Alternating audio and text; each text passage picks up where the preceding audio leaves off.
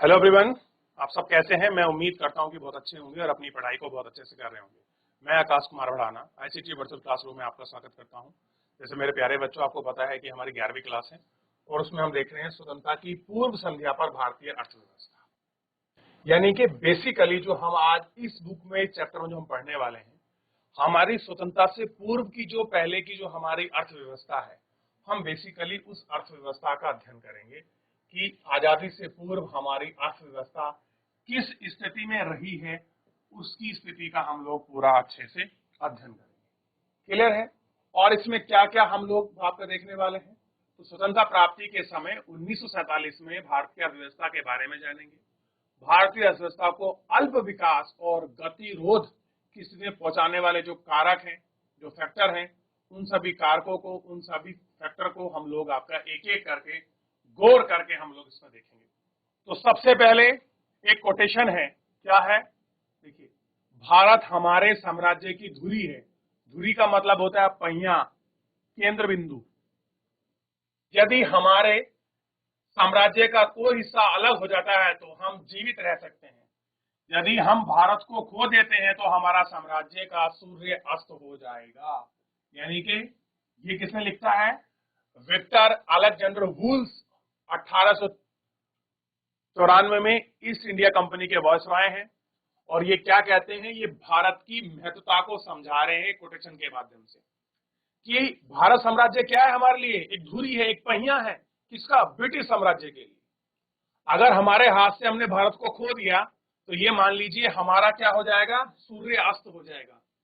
यानी कि इस स्टेटमेंट से आप समझ सकते हैं कि उनके लिए कितना महत्वपूर्ण है इंडिया, भारत कितना महत्वपूर्ण है। एक कॉलोनिज्म के रूप में, एक उपनिवेश के रूप में भारत उनके हाथ से नहीं निकलना चाहिए। इस स्टेटमेंट से आप भारत की महत्वता को समझ सकते हैं उनके लिए। आगे बढ़ते हैं और हम लोग पहुंचते हैं इसके परिचय पर। पहली यूनिट हम लोग देखेंगे 1.1 यूनिट है, भारत का आर्थिक विकास। क्या देखने जा रहे हैं, भारत का आर्थिक विकास को हम लोग इस यूनिट में गौर करेंगे। विषय, इस वस्तु का मूल उद्देश्य आपको भारतीय अर्थव्यवस्था की मूलभूत विशेषताओं की जानकारी देना और स्वतंत्रता प्राप्ति के बाद से ही हुए विकास को अवगत कराना है। पहली बात क्या देखेंगे, भारतीय अर्थव्यवस्था की मूलभूत विशेषता क्या है। ठीक।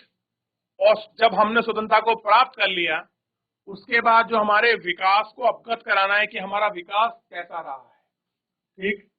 अपितु देश की वर्तमान अवस्था, यानी कि इस समय क्या प्रेजेंट कंडीशन है और आपके फ्यूचर की क्या संभावनाएं हैं, की चर्चा करते समय आर्थिक अतीत पर ध्यान देना उतना ही महत्वपूर्ण होगा।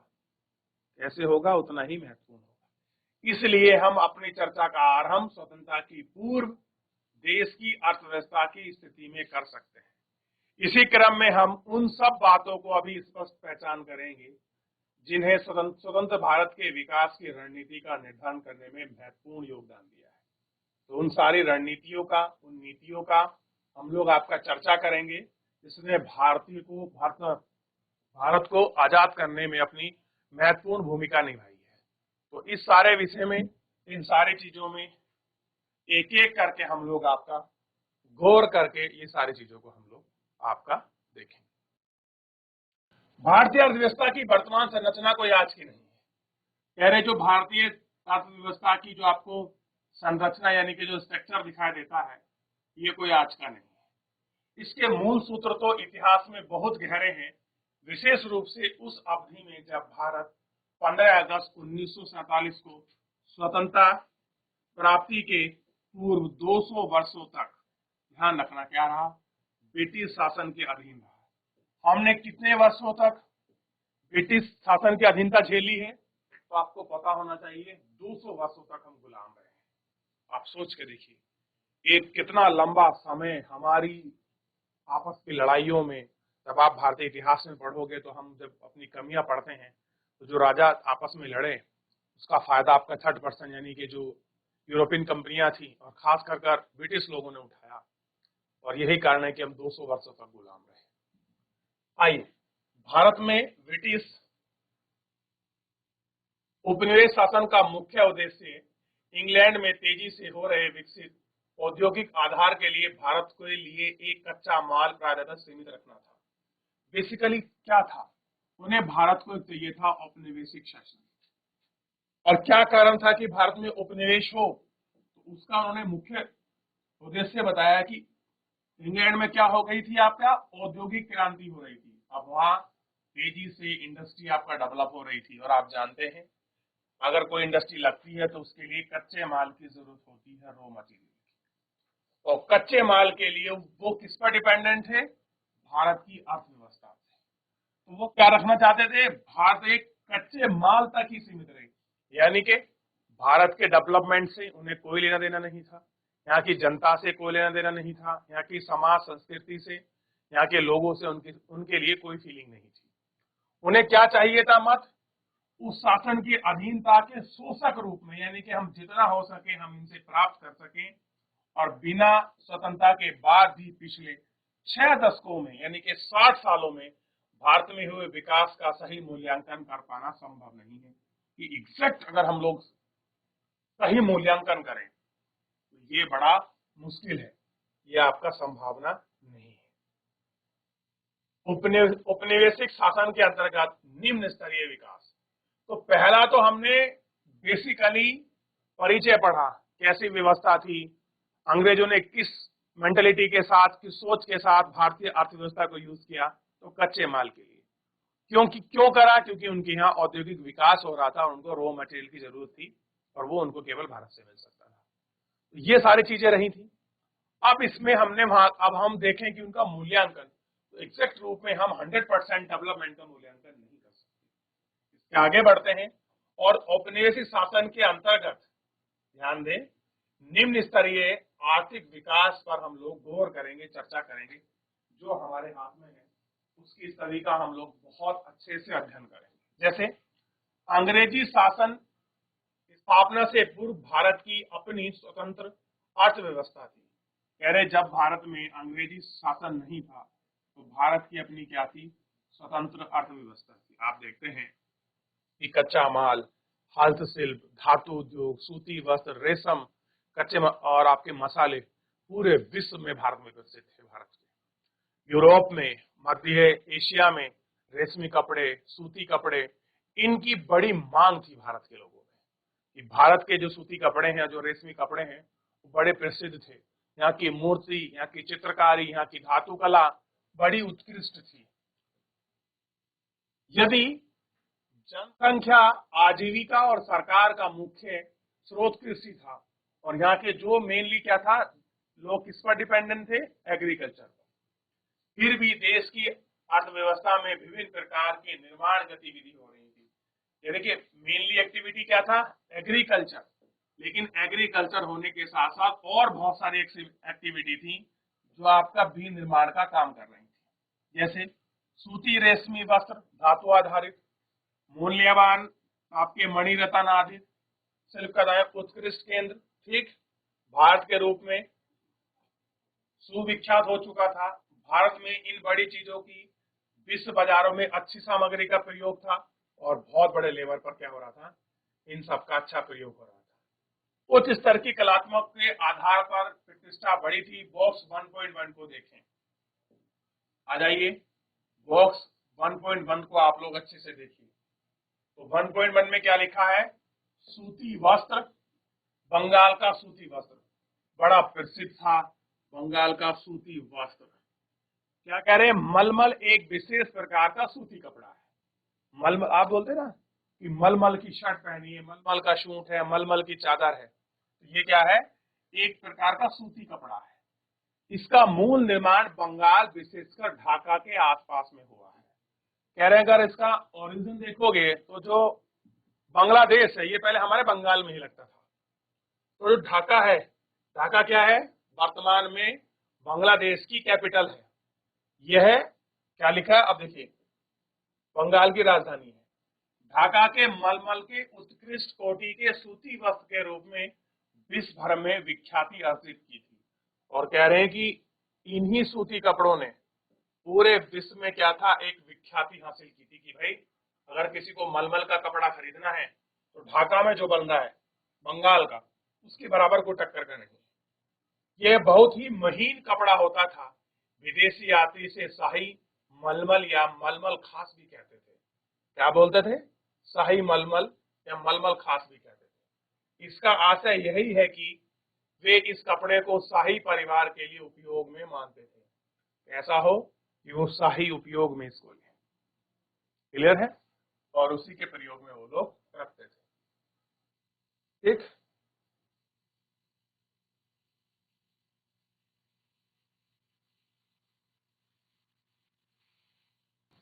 औपनिवेशिक शासकों द्वारा रची गई आर्थिक नीतियों का ध्येय भारत का आर्थिक विकास नहीं अपितु मूल देश की आर्थिक हितों का संरक्षण और संवर्धन ही था।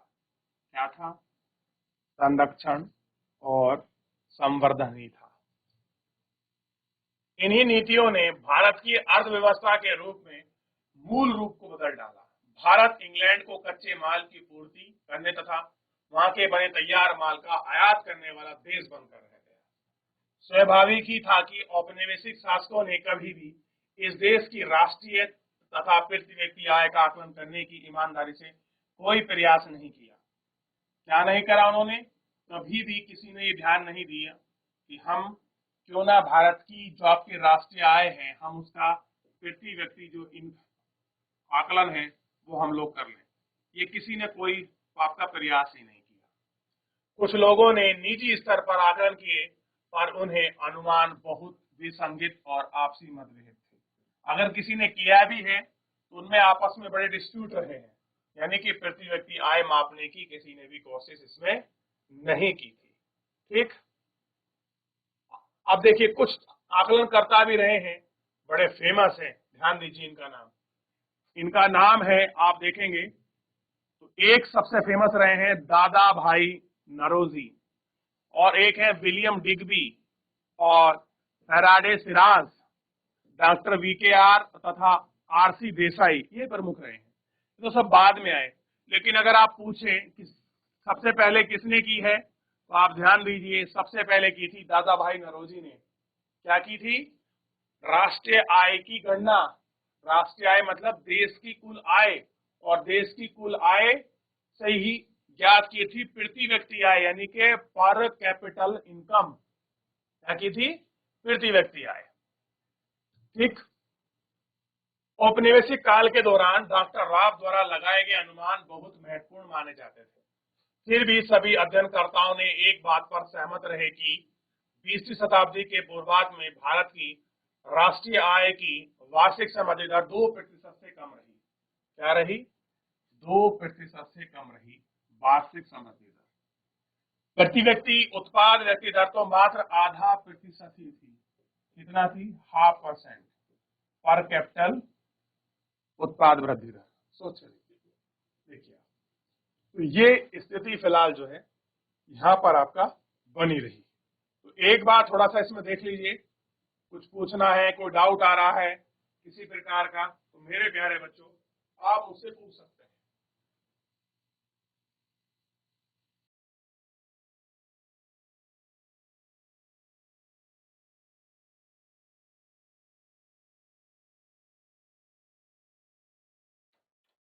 देख लिया?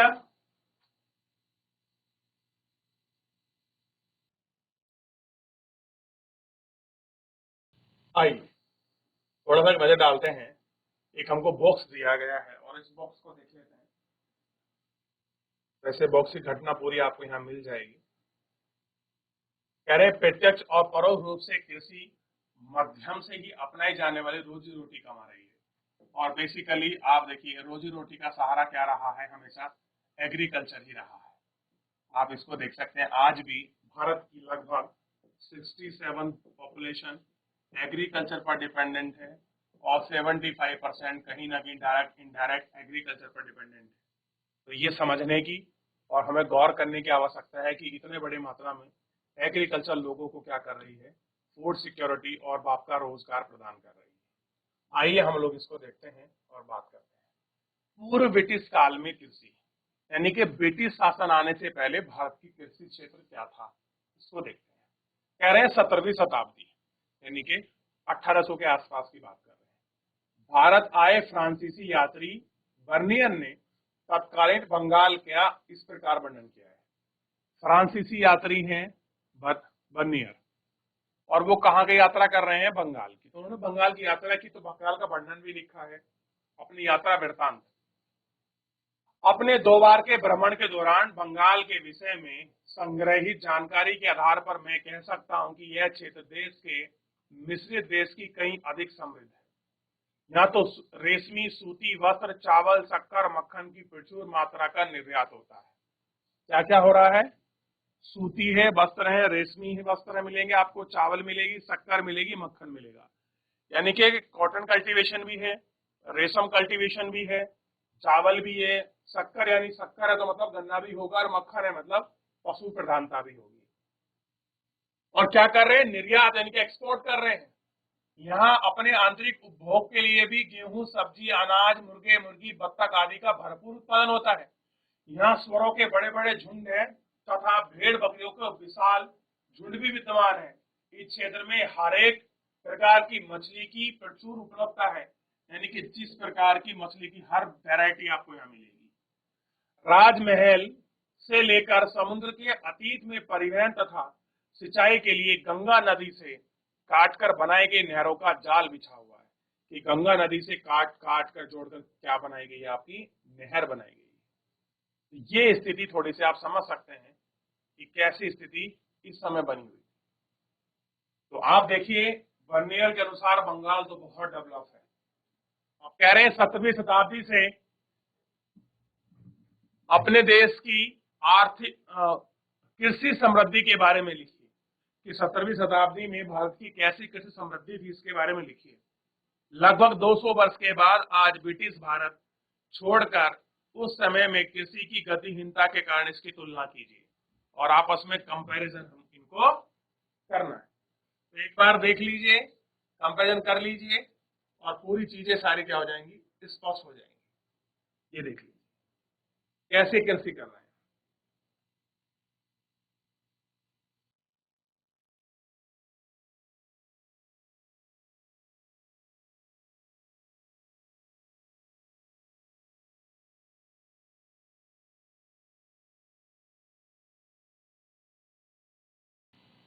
देख लिया? चलिए आगे बढ़ जाते हैं।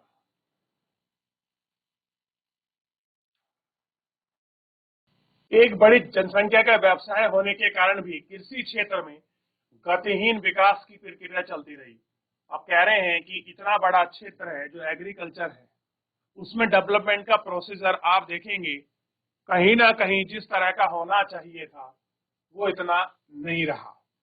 भले ही कृषि अधीन क्षेत्र के प्रयास के कारण कुल कृषि उत्पादन में वृद्धि तो हुई, टोटल प्रोडक्शन में आपकी वृद्धि तो हुई है, किंतु कृषि उत्पादकता में कमी आई। कृषि क्षेत्र में गतिहीनता का मुख्य कारण औपनिवेशिक शासन द्वारा लागू की गई भू प्रणाली है। कह रहे हैं कि क्या कारण है कि जो आपका कृषि में इतनी गतिहीनता देखी गई? तो औपनिवेशिक शासन काल में एक भू प्रणाली व्यवस्था बनी थी जिसका आप नाम समझ सकते हैं, स्थायी बंदोबस्त व्यवस्था, जिसको हम जमींदारी व्यवस्था बोलते हैं, महालबाड़ी व्यवस्था, रैयतबाड़ी व्यवस्था। ये 3 व्यवस्था ऐसी थी जिसको हम भू राजस्व व्यवस्था यानी कि भू प्रणाली कहते हैं। इन्होंने उपनिवेशिक शासन काल के अंतर्गत कृषि में जो गतिहीनता लाई है वो बेसिकली इसी का एग्जाम्पल है। क्लियर है? आज के समस्त पूर्व भारत में जो उस समय बंगाल प्रेसिडेंसी था, यानी कि पश्चिम बंगाल, उड़ीसा, ये पूरा पार्ट इसी में इंक्लूडेड था, और ये क्या था? बंगाल प्रेसिडेंसी। लागू की गई जमींदारी व्यवस्था तो कृषि कार्यों से होने वाले समस्त लाभ जमींदारी हड़प जाते थे। किसानों के पास कुछ नहीं बच पाता था। यही नहीं, अधिकांश जमींदार सभी औपनिवेशिक शासकों ने कृषि क्षेत्र की दशा को सुधारने के लिए कुछ नहीं किया, यानी कि लगान वसूला, no reform, no change for agriculture. Clear है? जमींदारों की रुचि ना तो किसानों की आर्थिक दुर्दशा की अनदेखी कर उनसे अधिक से अधिक लगान संग्रहण करना था। उनका मतलब कुछ नहीं था, उनका मतलब सिंपल था कि ज्यादा से ज्यादा हम लोग टैक्सेशन को हम लोग इकट्ठा कर लें, ये हमारी प्राइमरी थे। इसी कारण कृषि वर्ग में नितांत दुर्दशा सामाजिक तनाव को झेलने के लिए बाध्य होना पड़ा। राजस्व व्यवस्था की शर्तों का भी जमींदारों को इस व्यवस्था के विकास में बहुत बड़ा योगदान रहा है। राजस्व की निश्चित राशि सरकार के कोष में जमा करने की तिथि से पूर्व निर्धारित थी। उनके अनुसार जमा रकम नहीं कर पाने वाले जमींदारों को उनके अधिकार छीन लिए जाते थे। साथ ही प्रौद्योगिकी के निम्न स्तर सिंचाई सुविधा के अभाव उर्वरकों को नगण्य प्रयोग में कृषि उत्पादकता के स्तर को निम्न रखने के लिए उत्तरदायी था। अब इसमें उर्वरकों का ना के बराबर प्रयोग था। अब प्रयोग नहीं होगा तो उत्पादन कहां से बढ़ेगा? और यही कारण है कि एग्रीकल्चर की दुर्दशा हो रही थी। किसानों की दुर्दशा को और भी बढ़ाने का बड़ा योगदान मिला। देश के कुछ क्षेत्रों में कृषि के व्यवसायीकरण यानी कि क्या हो गया? व्यवसायीकरण यानी कि नकदी फसलों की उच्च उत्पादकता के प्रमाण मिले। अब जहां पहले गेहूं, धान, मक्का बो रहे थे, अब उसकी जगह हमको क्या बोना पड़ा है? कमर्शियल एग्रीकल्चर क्रॉप, जैसे कि नील की खेती, चाय की खेती, कॉफी की खेती। क्लियर है? ये खेती को वो लोग आपका बढ़ावा दे रहे थे, जिससे क्या हो रहा था? कृषि की उत्पादकता घटेगी, किसानों को लाभ घटेगा, जमींदार वर्ग को लाभ बढ़ेगा। उच्च उत्पादकता के सभी के लाभ स्तरीय किसानों को नहीं मिल पा रहे थे, क्योंकि उन्हें तो खाद्यान्न की खेती के स्थान पर नकदी फसलों का उत्पादन करना पड़ रहा था, जिनका प्रयोग अंततः इंग्लैंड में लगे कारखानों में किया जाता था। और फाइनली जो भी हम कमर्शियल क्रॉप्स उगा रहे थे, उनका प्रयोग कहाँ हो रहा था? इंग्लैंड में जो लगे कारखाने थे, उसी पर वो लोग आपका प्रयोग कर रहे थे। नियंत्रण एवं भूमि की उपज शक्ति के मामले में पिछड़ा हुआ था। कौन पिछड़ा हुआ था? भारत की कृषि। क्लियर है? जबकि किसानों को एक एक करके वर्ग अपने फसल पैटर्न पर आधारित परिवर्तित खाद्यान्न की जगह वाणिज्यिक फसलें उगाना आरंभ किया।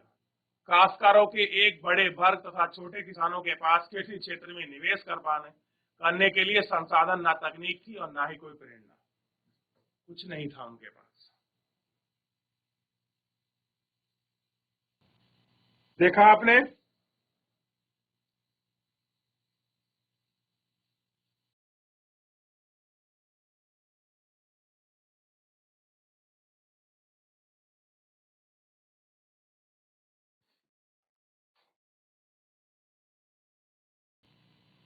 चलिए, तो ये सारे इतने सारे इसमें महत्वपूर्ण फैक्टर रहे हैं। तो हम अगला पॉइंट है इसमें 1.4 यूनिट है औद्योगिक क्षेत्र। यानी कि अभी तक तो हम एग्रीकल्चर को देख रहे थे, इसके बाद हम लोग देखेंगे इंडस्ट्री बेस को। लेकिन हम लोग इंडस्ट्री बेस पढ़ने से पहले एक बार मैं आपसे वापस जानना चाहता हूं कि एग्रीकल्चर की चीजें क्या हैं, किस प्रकार की हैं, उन्हें आपको देखना होगा। ठीक है? और देखिए बहुत सारे कांड जैसे रहे हैं, राजस्व वसूलना, जमींदारों की बेशर्त, इन सारी चीजों पर उन्होंने आपका राजस्व को जो आपका वसूला है, ये सारी चीजें कहीं ना कहीं आपका किसानों की शोषक परक नीति के अंतर्गत आई है कि प्रॉफिट इतना नहीं था एग्रीकल्चर में जितना कि आपका रेवेन्यू जो था टैक्स के रूप में आपका जमींदार वसूल रहे थे। और कहीं ना कहीं ये सारी व्यवस्था आपका ब्रिटिश उपनिवेश के दौरान जो आपका भू व्यवस्था अपनाई गई थी उसका ही योगदान था। क्लियर है मेरे प्यारे बच्चों? तो फिलहाल आज के लिए इतना ही, मिलते हैं नेक्स्ट लेक्चर में। धन्यवाद।